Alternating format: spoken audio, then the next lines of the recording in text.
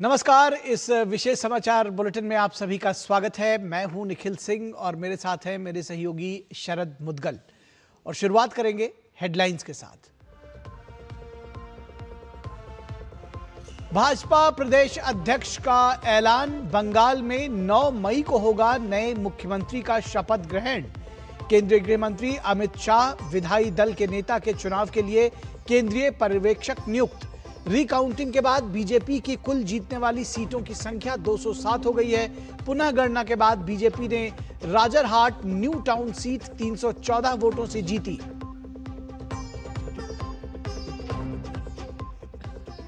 भाजपा ने असम में विधायक दल के नेता को चुनने के लिए केंद्रीय मंत्री जेपी नड्डा को किया केंद्रीय पर्यवेक्षक नियुक्त। हरियाणा सीएम नायब सिंह सैनी को बनाया गया सह पर्यवेक्षक। भाजपा ने असम में लगाई जीत की हैट्रिक। तमिलनाडु में सरकार गठन की चर्चा तेज। टीवी के विधायी दल का नेता चुने गए विजय। राज्यपाल से किया सरकार बनाने के लिए आमंत्रित करने का अनुरोध। राज्यपाल ने एमके स्टालिन का इस्तीफा किया स्वीकार।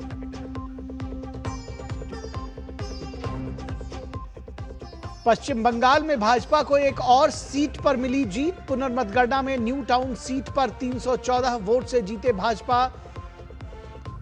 पश्चिम बंगाल में भाजपा ने कुल 207 सीटों पर खिलाया कमल।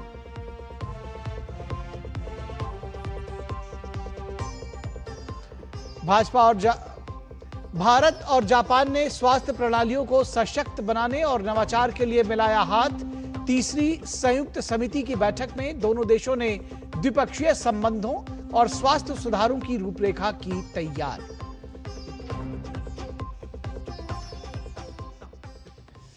तो खबरों को अब विस्तार से देखते हैं। चुनाव में भारतीय जनता पार्टी की ऐतिहासिक जीत हासिल करने के बाद अब सरकार गठन को लेकर हलचल तेज हो गई है। बीजेपी संसदीय बोर्ड ने पश्चिम बंगाल में केंद्रीय गृह मंत्री अमित शाह को ऑब्जर्वर नियुक्त किया है। ओडिशा के मुख्यमंत्री सीएम मोहन चरण मांझी को सह पर्यवेक्षक नियुक्त किया गया है। पश्चिम बंगाल के साथ ही भाजपा ने असम के लिए भी केंद्रीय मंत्री जेपी नड्डा को ऑब्जर्वर बनाया है, जबकि हरियाणा के सीएम नायब सिंह सैनी को सह पर्यवेक्षक बनाया गया है।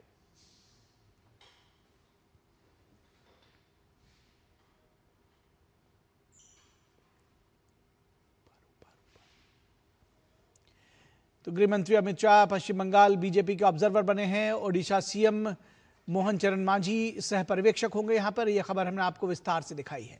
और पश्चिम बंगाल विधानसभा चुनावों में बीजेपी की कुल जीतने वाली सीटों की संख्या अब 207 हो गई है। चुनाव परिणामों के बाद रिकाउंटिंग की प्रक्रिया चल रही थी, जिसमें बीजेपी को बढ़त मिली है। भाजपा ने राजरहाट न्यू टाउन सीट पर 314 वोटों के अंतर से जीत हासिल की है। राजरहाट न्यू टाउन सीट पर शुरू में जो परिणाम सामने आए थे, उसमें बीजेपी को मामूली अंतर से हार का सामना करना पड़ा था, लेकिन रिकाउंटिंग के बाद बीजेपी ने 314 वोटों के अंतर से ये सीट जीत ली है, जिससे पार्टी के कार्यकर्ताओं में उत्साह की लहर दौड़ गई। और पश्चिम बंगाल में बीजेपी की बड़ी जीत के बाद केंद्रीय मंत्री किरेन रिजिजू ने इसे देश की जीत बताया और कहा कि इससे लोकतंत्र और मजबूत हुआ है। उन्होंने कहा कि पश्चिम बंगाल में अब राजनीतिक हिंसा पूरी तरह बंद होगी। उन्होंने कहा कि अब पश्चिम बंगाल में सुशासन की शुरुआत होगी। ये देश का जीत है, लोकतंत्र मजबूत हो गया है। अब वहां पॉलिटिकल वायलेंस हर इलेक्शन में और इलेक्शन के बिना भी जो पॉलिटिकल मर्डर होता है, वायलेंस होता है, जला दिया जाता है लोगों को, ये सब बंद हो जाएगा बीजेपी सरकार आने के बाद, क्योंकि मोदी जी ने बहुत क्लियर संदेश दे चुका है कि ये पॉलिटिकल वायलेंस बंद होना चाहिए पश्चिम बंगाल में। तो बीजेपी जहां आता है पॉलिटिकल वायलेंस बंद हो जाता है। गुड गवर्नेंस का बहुत बड़ा इसमें कारण है। तो इसलिए पश्चिम बंगाल का जीत को सिर्फ बीजेपी ही नहीं, ये पश्चिम बंगाल पर देश का जीत है, ऐसा मैं मानता हूँ। और भाजपा नेता लॉकेट चैटर्जी ने पश्चिम बंगाल में पार्टी की बड़ी जीत को लेकर प्रतिक्रिया दी। उन्होंने कहा कि यह जीत कार्यकर्ताओं की मेहनत और जनता के समर्थन का परिणाम है। लॉकेट चैटर्जी ने कहा कि आने वाले समय में संगठन और मजबूत होगा। और जनता के भरोसे पर खरा उतरने का काम किया जाएगा। उन्होंने इस जीत को बीजेपी के लिए एक महत्वपूर्ण राजनीतिक उपलब्धि बताया। उन्होंने कहा कि इस बार पश्चिम बंगाल चुनाव में महिलाओं ने सबसे ज्यादा वोट डाला है। दिल्ली देख लीजिए, मुर्शिदाबाद देख लीजिए, मालदा देख लीजिए, हर जगह पर कमल खिला है। कैसे देख रही हैं जी? बहुत अच्छा, इतना बड़ा जीत पश्चिम बंगाल में पूरा नरेंद्र मोदी जी का जीत है, जनता का जीत है। महिलाओं के सुरक्षा का बड़ा मुद्दा इस चुनाव में था, तो कहीं पे जाके इसको ऐसे भी देख रही हैं कि लक्ष्मी भंडार का जवाब मिला है इसको? नहीं, हम लोग अन्नपूर्णा भंडार बोला था, ये लक्ष्मी भंडार, ये 1500 रुपया दे के कोई विकास नहीं हो रहा था, महिला लोगों पर अत्याचार होता था, कोई विचार नहीं मिला था, सुरक्षित नहीं था। महिला अधिनियम बिल को ये लोग ने रोक दिया था। तो ये तो महिला तो सिर्फ सामने रखा था, लेकिन महिला के लिए कुछ डेवलपमेंट नहीं हो रहा था। एक महिला मुख्यमंत्री होने के बाद भी, इसलिए महिला लोग जवाब देते। ममता बनर्जी अब भी ये हार नहीं मान रही है, 2021 में भी नहीं मानी थी। उसको विश्वास नहीं हो रहा है, वो हार गए हैं, वो अभी मुख्यमंत्री नहीं है, वो प्राक्तन एक्स सीएम हो गए हैं। हार उसको मान नहीं रहा है, ऑलवेज पावर में थे, इतना सारा सिंडिकेट कटमानी में ऊपर में बैठे थे। अभी उसको स्वीकार करना चाहिए, अभी उसको शांत होकर रेस्ट लेना है। एक बदलाव तो हो गया दीदी, और भी एक बदलाव के बारे में बात करेंगे कि जैसे ममता बनर्जी आई थी, राइकस से चला गया था नवान में, पूरा शहर नील सफेद हो गया। इस बार इसको भी हटाना है। ये देखेंगे हम लोग देखेंगे, हमारा पार्टी का नेतृत्व ठीक करेंगे। और लॉकेट चैटर्जी साफ कह रही है, ये जो वोट हुआ है, ये वोट महिलाओं की सुरक्षा का जो मुद्दा था, उस मुद्दे को सामने रखकर महिलाएं भी जमकर कमल को वोट किया है।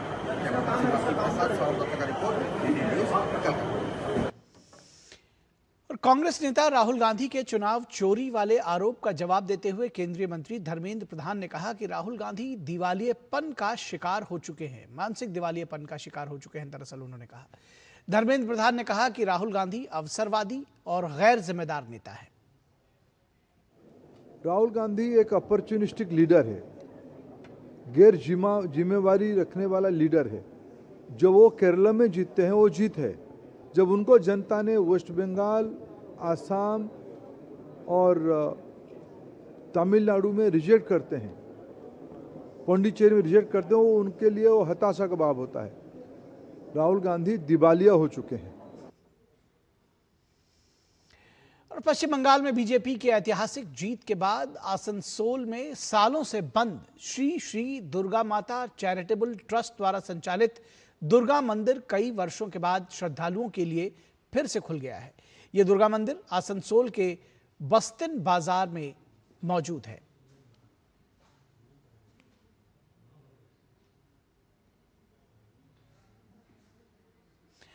और तमिलनाडु की राजनीति में एक बार फिर बड़ा उलटफेर हुआ है। थलपति विजय और उनकी पार्टी टीवीके के उदय ने सियासी समीकरणों को पूरी तरह बदल दिया है। चुनाव नतीजों के बाद राज्य की जनता ने साफ संदेश दिया है कि उनके लिए बदलाव अब महज एक ख्वाहिश नहीं बल्कि हकीकत है। मंगलवार को विजय अपने नवनिर्वाचित विधायकों और वरिष्ठ नेताओं के साथ एक महत्वपूर्ण बैठक उन्होंने की। इस बैठक में थलपति विजय को विधायक दल का नेता चुना गया। तमिलनाडु में एमजीआर और जयललिता ने अपने फिल्मी जादू को वोटों में बदला, वहीं करुणानिधि ने विचारधारा की राजनीति की। विजयकांत और कमल हासन ने भी हाथ आजमाए, लेकिन विजय ने जिस तरह से इस बार स्थापित पार्टियों के बीच अपनी जगह बनाई है वो अभूतपूर्व है। टीवी के लिए असली चुनौती अब शुरू होगी। चुनाव जीतना एक पड़ाव था, लेकिन जनता की उम्मीदों पर खरा उतरना और सुशासन देना विजय के लिए इस लंबे सफर की सबसे बड़ी अग्नि परीक्षा होगी। Everything in the future going, our leader will decide. It's just a brief discussion about the support we should give it to the people. See, our party is mainly based on our leader, and we have to wait and see. Our leader congratulated us on the emphatic win we had, and he asked us to deliver to the people because they placed such a big trust on us and voted us to power now. So we're looking forward to serve the people as well. और आम आदमी party के राज्यसभा सांसदों के BJP में विलय के मुद्दे पर सियासी घमासान तेज हो गया है। इसी मुद्दे को लेकर आज पंजाब के राज्यसभा सांसद राघव चड्ढा ने राष्ट्रपति द्रौपदी मुर्मू से मुलाकात की। राघव ने राष्ट्रपति से मुलाकात के बारे में एक्स पर जानकारी दी है। राज्यसभा सांसद राघव चड्ढा ने आम आदमी पार्टी पर अपने पूर्व सहयोगियों और सांसदों के मानसिक उत्पीड़न का गंभीर आरोप लगाया। उन्होंने दावा किया कि जब से सांसदों ने आम आदमी पार्टी छोड़कर भाजपा का दामन थामा है, तब से उन्हें लगातार निशाना बनाया जा रहा है। चड्ढा के अनुसार क्रिकेटर हरभजन सिंह के घर के बाहर देशद्रोही लिखवाया गया और पद्मश्री राजेंद्र गुप्ता की फैक्ट्री का पानी का कनेक्शन काटकर बदला लिया गया। आम आदमी पार्टी को त्यागा, भारतीय जनता पार्टी में विलय करी और उसके बाद से लगातार हमारे तमाम सांसदों का उत्पीड़न शुरू कर दिया गया। सबसे पहले world cup winner Harbhajan Singh साहब को उनके घर के बाहर देशद्रोही लिखा आम आदमी पार्टी के लोगों ने।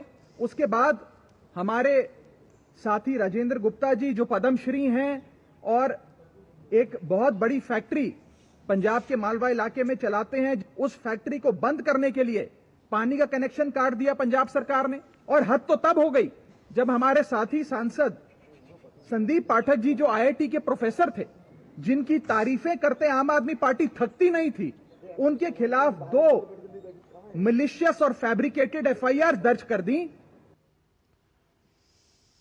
वही दूसरी ओर सांसदों के उत्पीड़न का मुद्दा उठाने के साथ ही राघव चड्ढा ने खुद की गिरफ्तारी और कार्रवाई की बड़ी आशंका जाहिर की है। उन्होंने सीधे तौर पर आप सरकार को चेतावनी देते हुए कहा कि विजिलेंस और पुलिस का सहारा लेकर खेला जा रहा है, ये खेल बहुत खतरनाक साबित होगा। आम आदमी पार्टी को कहना चाहता हूं कि आप ये विजिलेंस, ये पोल्यूशन बोर्ड, ये पंजाब पुलिस का सहारा लेकर जो बदले की भावना से कार्रवाई कर रहे हैं, ये एक डेंजरस खेल है जिसकी शुरुआत तो आपने कर दी है, लेकिन इसका अंत बहुत खराब होने जा रहा है। सूत्रों के मुताबिक ये बताया जा रहा है कि अगला टारगेट मैं होऊंगा। अब ये मेरे पर भी कोई कार्रवाई करने जा रहे हैं। मैं पहले ही आप लोगों को सूचित कर देता हूं कि कोई मनगढ़ंत मुकदमा ये लोग अवश्य मेरे खिलाफ बनाने का भी प्रयास कर रहे होंगे। और आम आदमी पार्टी के 6 राज्यसभा सांसदों के बीजेपी में विलय के मुद्दे पर दरअसल सियासी घमासान तेज हो गया है। इसी मुद्दे को लेकर आज पंजाब के मुख्यमंत्री भगवंत मान ने राष्ट्रपति द्रौपदी मुर्मू से मुलाकात की। राष्ट्रपति से मुलाकात के बाद उन्होंने कहा कि इन सांसदों ने पार्टी छोड़कर जनता के भरोसे के साथ धोखा किया है, इसलिए उनकी सदस्यता तुरंत खत्म की जानी चाहिए। मान ने इसे लोकतांत्रिक मूल्यों की रक्षा के लिए जरूरी बताया। द्रौपदी मुर्मू जी ने मैं मिल के आया, मीटिंग करके आया। जो पिछले दिनी संविधान की हत्या, लोकतंत्र की हत्या हुई है कि अचानक 7 MP जिहड़े ने वो इकट्ठे होके अपने आप ही ये कह दिंदे ने कि असीं हुण आह पार्टी बन गए, असीं आह पार्टी नहीं रहे, हुण असीं आह पार्टी बन गए।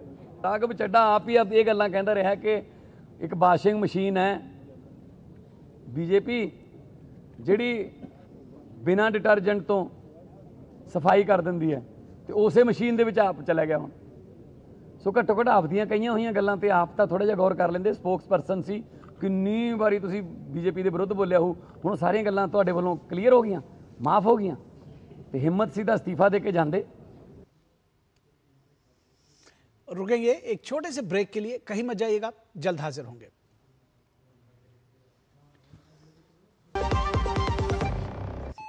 बीमारी उम्र देखकर नहीं आती, इसलिए हेल्थ इंश्योरेंस बहुत जरूरी है। पॉलिसी बाजार ऐप पर 1 करोड़ का हेल्थ इंश्योरेंस सिर्फ 550 रुपए महीने से शुरू। जब धरती चीर कर निकलता है लोहे का पत्थर और मिलता है मोंगिया के जोश से, फिर तपता है, पिघलता है और बनता है फौलाद। अब होता है सरिया सारी खूबियों के साथ। मोंगिया स्टील, मजबूत देश का मजबूत सरिया। स्वागत है आपका ब्रेक के बाद। और बिहार में सम्राट चौधरी सरकार के कैबिनेट विस्तार 7 मई को ये होने वाला है। इसे लेकर पटना के गांधी मैदान में तैयारियां तेज कर दी गई हैं। वीवीआईपी कार्यक्रम को देखते हुए सुरक्षा के पुख्ता इंतजाम किए जा रहे हैं। 3 राज्यों में एनडीए की जीत के बाद गठबंधन उत्साहित है और इसी ऊर्जा के साथ शपथ ग्रहण को भव्य रूप देने की तैयारी की जा रही है। बीजेपी के सामने सबसे बड़ी चुनौती सामाजिक और क्षेत्रीय संतुलन साधने की है। पार्टी सोशल इंजीनियरिंग के तहत सभी वर्गों को प्रतिनिधित्व देने की कोशिश में है। संकेत दिए जा रहे हैं कि बीजेपी विजय कुमार सिन्हा, मंगल पांडे, राम कृपाल यादव, दिलीप जायसवाल के साथ साथ नए चेहरों को भी मौका दे सकती है। युवा और महिलाओं को सम्राट कैबिनेट में विशेष स्थान मिल सकता है। सम्राट चौधरी की नई टीम में क्षेत्रीय और सामाजिक समीकरण का समावेश दिख सकता है। जदयू की ओर से भी नीतीश के भरोसेमंद पर ही फिर से भरोसा दिखाया जा सकता है।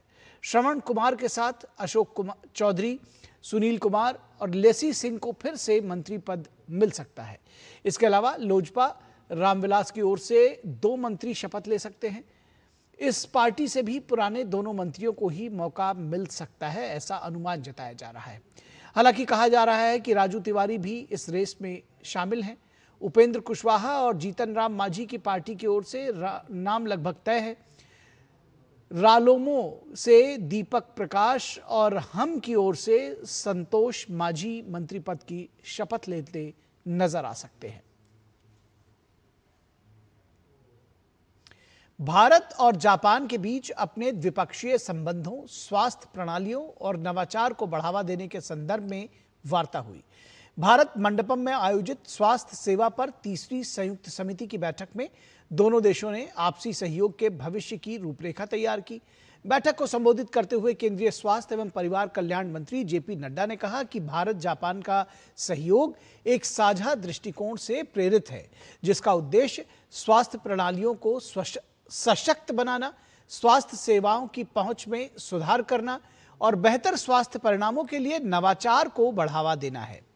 उन्होंने ये भी स्पष्ट किया कि प्रधानमंत्री नरेंद्र मोदी के नेतृत्व में भारत सबका साथ सबका विकास के सिद्धांत के तहत समावेशी विकास के लिए पूरी तरह से प्रतिबद्ध है। इस बैठक में जापान की स्वास्थ्य सेवा नीति की प्रभारी मंत्री किमी ओनोदा ने भी हिस्सा लिया। उन्होंने चिकित्सा क्षेत्र में तकनीकी अनुसंधान और नवाचार के माध्यम से स्वास्थ्य सहयोग को आगे बढ़ाने के लिए जापान की निरंतर प्रतिबद्धता को दोहराया।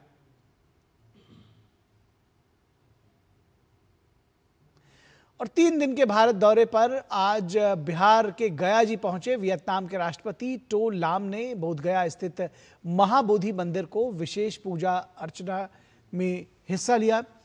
इससे पहले गया जी पहुंचने पर एयरपोर्ट पर राज्यपाल सैयद अता हसनैन और मुख्यमंत्री सम्राट चौधरी ने उनकी आगवानी की। इसके बाद वे सीधे बोधगया स्थित महाबोधि मंदिर गए, जहां उन्होंने विशेष पूजा अर्चना में हिस्सा लिया। आध्यात्मिक, सांस्कृतिक और विरासत की नगरी गया जी में राष्ट्रपति का यह दौरा बेहद महत्वपूर्ण माना जा रहा है, क्योंकि महाबोधि मंदिर, जहां भगवान बुद्ध को ज्ञान की प्राप्ति हुई थी, बौद्ध धर्म के अनुयायियों के लिए एक प्रमुख तीर्थस्थल है। राष्ट्रपति का यह भारत दौरा केवल धार्मिक दृष्टि से ही नहीं, बल्कि भारत और वियतनाम के बीच बढ़ते कूटनीतिक और सांस्कृतिक संबंधों के लिहाज से भी खास माना जा रहा है।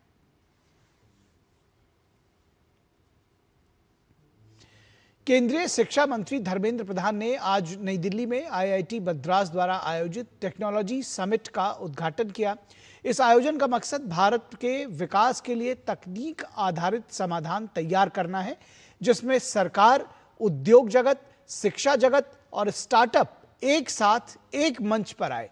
सम्मेलन को संबोधित करते हुए शिक्षा मंत्री धर्मेंद्र प्रधान ने कहा कि प्रधानमंत्री नरेंद्र मोदी के नेतृत्व में केंद्र सरकार रिसर्च सेक्टर में नया इकोसिस्टम तैयार करने के लिए प्रतिबद्ध है।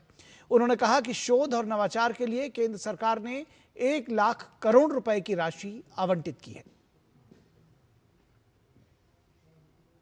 Now, on the leadership of Prime Minister Narendra Modi ji, our government is committed to create a new research and innovation ecosystem in country, starting from Atal Tinkering Lab to high-end research funded by ANRF. Government of India has allocated 1 lakh crore rupees for RDI Research Development Innovation Fund giving grant to private sector, giving soft loan to, in a way, grant to startups. It will work as a fund of the fund. We are committed, being an aspirational country, aspirational society.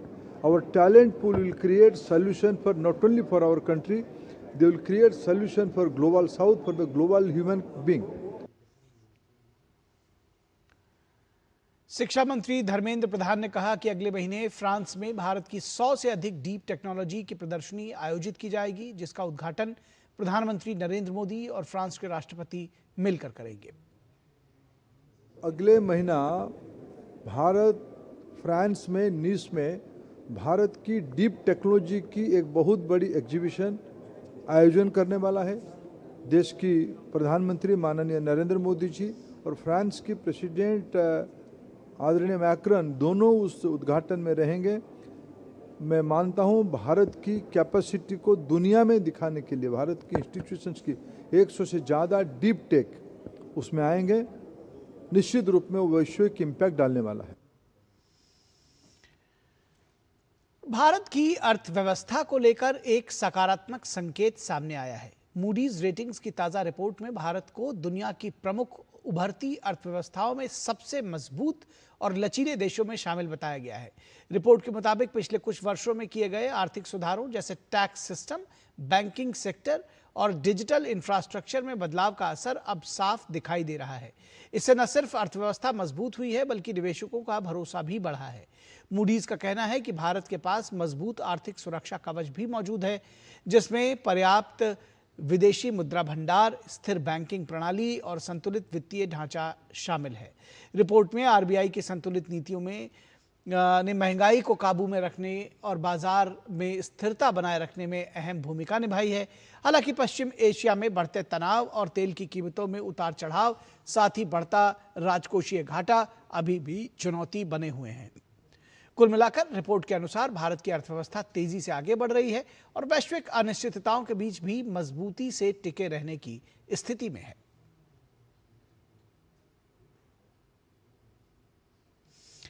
और Mumbai Ahmedabad bullet train परियोजना में बड़ा engineering कारनामा सामने आया है। अहमदाबाद के मणिनगर में सक्रिय रेलवे ट्रैक के ऊपर महज 22 दिनों में 5 भारी पोर्टल बीम सफलतापूर्वक लॉन्च कर दिए गए हैं। इन बीमों का वजन 1170 से 1360 मीट्रिक टन के बीच में है और हर बीम को सिर्फ 3.5 घंटे में स्थापित किया गया, जो पहले लगने वाले समय से कहीं कम है। खास बात है कि हर टीम को महज 3.5 घंटे में स्थापित किया गया, जो पहले लगने वाले लगभग 9 घंटे के मुकाबले काफी तेजी से लगाया गया। ये जटिल काम सीमित जगह, ओवरहेड इलेक्ट्रॉनिक लाइनों और चालू रेलवे ट्रैक के बीच 2200 टन क्षमता वाले क्रॉलर क्रेन की मदद से किया गया, जिसका पहली बार इस तरह का इस्तेमाल हुआ। अहमदाबाद के मणिनगर में यह संरचना 30 से 34 मीटर के बड़े स्पैन को कवर करती है, जिससे बुलेट ट्रेन ट्रैक सुरक्षित और स्थिर रह सके।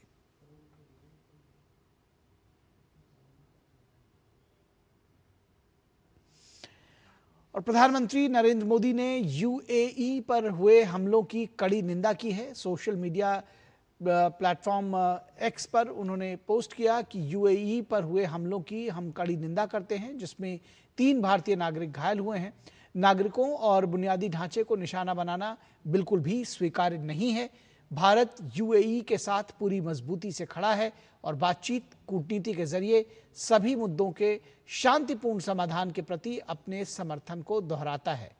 हॉर्मुज स्ट्रेट से सुरक्षित और बिना किसी रुकावट के आवागमन सुनिश्चित करना क्षेत्रीय शांति, स्थिरता और वैश्विक ऊर्जा सुरक्षा के लिए अत्यंत महत्वपूर्ण है।